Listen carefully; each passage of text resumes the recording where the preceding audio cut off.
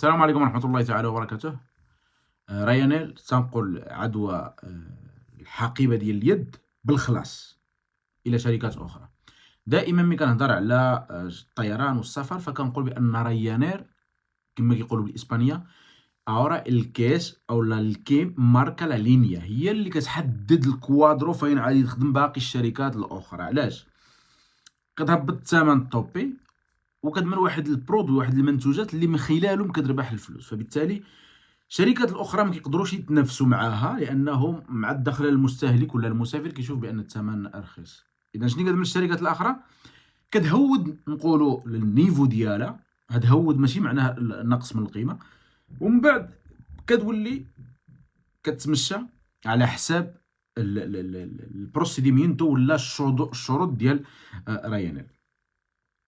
رايانير الان هي اللي كتتحكم في القضيه ديال حقيبه اليد وكيفاش خصك تديها، واش خصك تخلص عليها واش ما خصكش تخلص عليها، لانها موديل او لا يعني موديل يحتذى به في الكوميرس وفي الماركتين ديال الطيران. حنا في واحد الوقت كنا خدامين مع سويس بورت، الناس كامله كتعرف سويس بورت، كانت هنا في مدريد، دابا مابقاتش في المغرب راه مازال في دول اخرى. فكنا خدامين مع رايانير وايزي جيت. كانت رايانير كتخرج واحد البروسيديمينتو واحد الشروط ولا واحد الطريقه في التعامل مع المسافر ومع الحقيبه، كدوز شهرين 3 شهور بلا طولت بزاف. ايزي جيت كتخرج نفس الشروط بحالها، كيتبدل غير الاسم ديال المنتوج، بحال مثلا فليكسي تيكيت كتسميه رايانير ايزي تيكيت، ولا مثلا يعني كتبدل غير السميه ولكن البروسيدير كيكون هو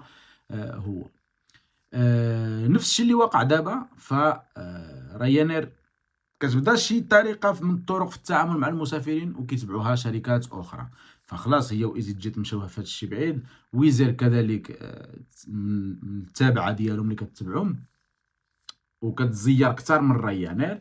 البي ديالها رخيص مره ويزير، ولكن كتحصلك ما علينا. الان اخر شركه اللي كانت باقا شويه مرخوفه القضيه هي العربيه وترانزافيا. العربيه ماشي من جميع النقط ديال الانطلاق، ولكن من اسبانيا بالخصوص ولات عندها واحد الطريفه اللي ناقصه بزاف، كنظن سميتها لايت، انا غادي نحاول نتاكد منها.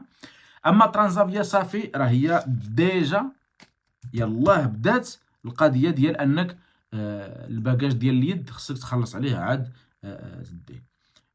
غادي ندخل معكم السكرين كما دائما باش نعطيكم معلومات شويه واضحه، ومن بعد ندخلوا شويه في التفاصيل ديال حقيبه اليد الان اللي ولات عند ترانزافيا. اما رايانير راه حنا ديجا عارفينها، الا بغيتو نهضروا عليها واللي عنده شي سؤال كما كنقول دائما يخليه لنا هنايا.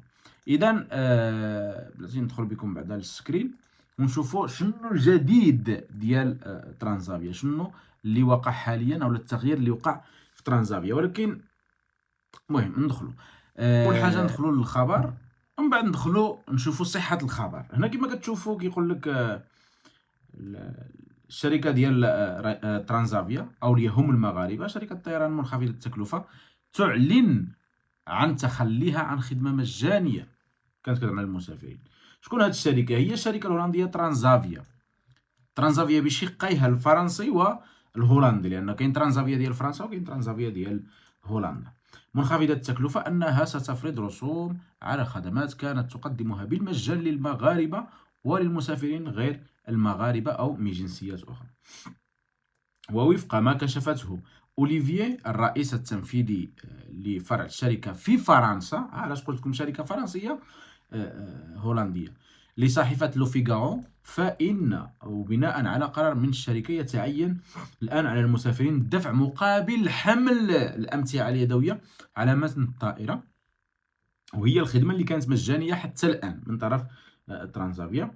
وبهذا تنضم الشركة الهولندية الفرنسية إلى منافسيها ايزي جيت ورايانير، حيث كانت الأخيرة أول شركة طيران تجعل تكلفة حمل الأمتعة اليدوية مدفوعة في عام 2018 قبل أن تتبعها منذ ذلك الحين شركات أخرى. بحال اللي قلت لكم هي اللي رايانير هي اللي كدماركي الخطوات، هي اللي تقود شركات الطيران الأخرى.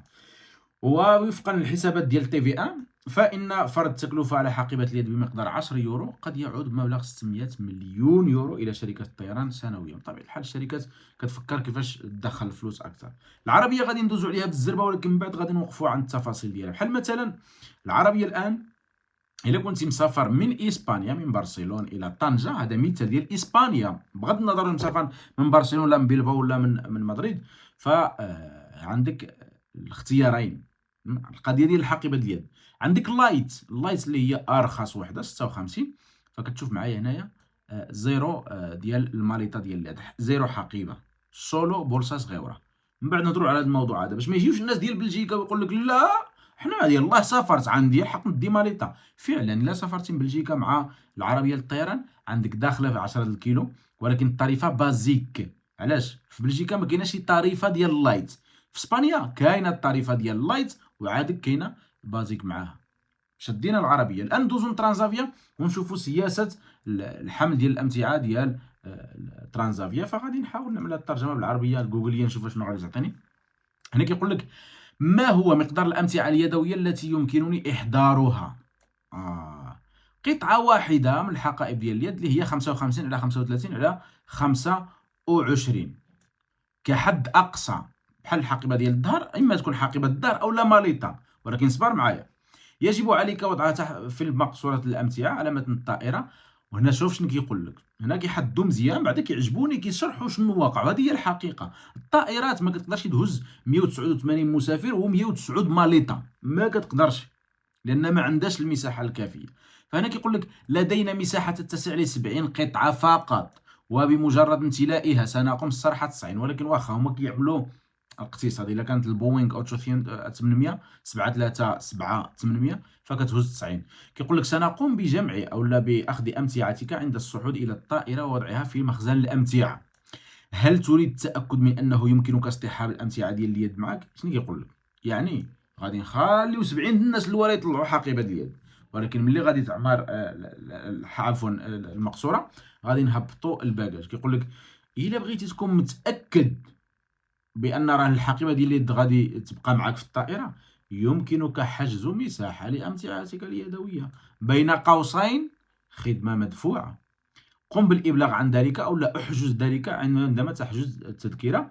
او اذا اخترت هذا الخيار، وعاد كيقول لك واذا اخترتي هذا الخيار يعني خلصتي على الماليطه ديالك باش تكون متاكد 100% بانه غادي تطلع معك للكابينه، كيقول لك ستتمتع ايضا باولويه الصعود الى الطائره. يعني بحال يعني كتشري البرايوريتي بوردين ولا اولويه الصعود الى الطائره، وديك الساعه كيكون عندك الحق في الاولويه وكيكون عندك الحق في الماليطه. يعني ليكزومبل ولا المثال ديال ريان. اذا كانت عندك في لابليكاسيون ديال ماي ترانزافيا، ففي بوابه تتمكن من الصعود الى الطائره اولا. يعني خصك تشري البرايوريتي وتمشي انت الاول للطائره باش اذا طلعوا داك 70 هل لديكم باقة ماكس فإن حقيبة اليد الخاصة بك لها مكان الناس اللي عندهم واحد الكارطة ديال النقط سميتها ماكس، فيعني كيكون عندك الحق في الباكج. هنا حجز مساحة في المقصورة، هنا الا بغيتي تحجز كتسكي هنايا.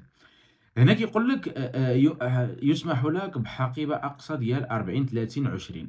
يعني الحق في الحقيبة ديال اليد مع ترانزافيا هي 40 30 20، يعني هو الصاك في الآخر. اتفقنا؟ فيعني بحال تكون حقيبه فيها الاوردينادور ولا واحد المحفظه صغيره، او حقيبه ديال الكمبيوتر. يعني ما تكونش عندك حقيبه ديال الكمبيوتر ومحفظه ديال الظهر، لا، وحده فيهم. اخذ علامه الطائره وضعه تحت المقعد امامك، يعني عندك الحق تعمله قدامك. يمكنك دائما حمل مظله عصا للمشي، حقيبه بها اشياء معفاه. هذه بالنسبه للديوتي فري، تقدر تدي واحد الميكا ديال الديوتي فري، ولكن هذا الشيء هذا كامل ما يتجاوزش 10 ديال الكيلو.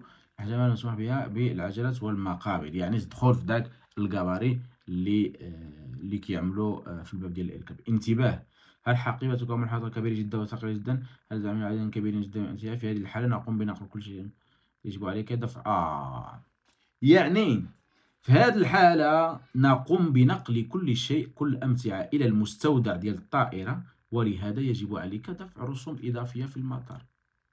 صافي، عملوا اللي عليهم، بلغوا وصلوا ترانزافيا، يعني وصلت الميساج بواحد الطريقه اللي مفهومه، ماشي بالعربيه، دايره على ترجمه ديال جوجل باش نكونوا مفاهمين حنا وانتوما، ولكن وصلت الميساج ديالها، شرحت الامور اللي خصها تشرح بالنسبه للناس. فالآن الأمور راه واضحة، يعني جميع شركات الطيران تمشي أو تسير في هذا الاتجاه ديال الدفع أو لا يعني الحجز ديال ماشي تحجز على البيي اللي خصك تحجز، كذلك للحقيبة ديال اليد اللي غادي تطلع معاك للطائرة. حتى هنا نكون وصلت للآخر ديال الفيديو ديالي. شكرا بزاف على حسن المتابعة كما دائما، ونشوفكم في فيديو قادم إن شاء الله الرحمن الرحيم. السلام عليكم.